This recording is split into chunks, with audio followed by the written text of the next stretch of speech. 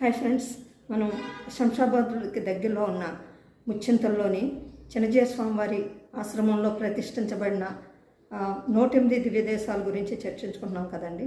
ఇప్పుడు మనం 6వ దివ్యదేశానికి వచ్చాము. ఈ 6వ దివ్యదేశాన్ని శ్వేతగిరి అంటారు. అండ్ ఈ ఆలయం యొక్క ఈ ప్రత్యేకత ఏంటి అనేది, ఈ దివ్యదేశానికి తిరువెళ్ళరై అనే పేరు కూడా ఉందండి.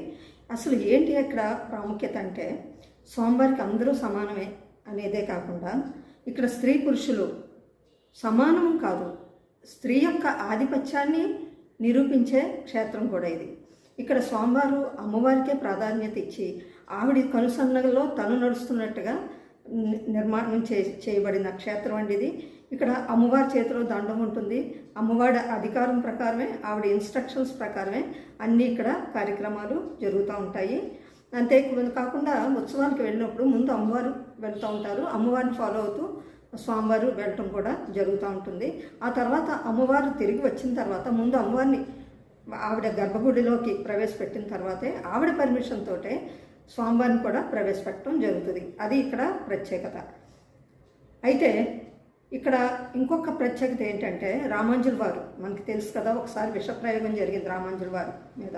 అప్పుడు రామాంజుల వారు ఆహారం తీసుకోవటం మానేసిన తర్వాత ఇక్కడ శ్రీరంగానికి దగ్గర ఉన్న ఈ క్షేత్రానికి వచ్చి ఒక 2 సంవత్సరాలు గడిపారండి.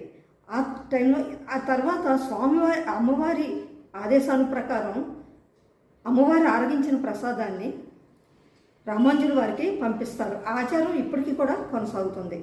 అదే పెరియాడు వారు స్వామివారికి రక్ష పెడుతూ కాపిడాల్ అనే 10 పాటల్ని ఆ స్వామివారి ఎదురుగుండా రచించడం జరిగింది.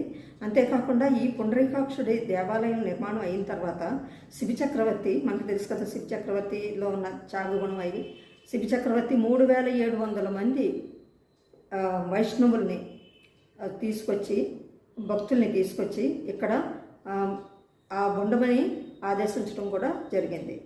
అదే ఈ క్షేత్రం యొక్క గొప్పతనం. జై శ్రీమన్నారాయణ.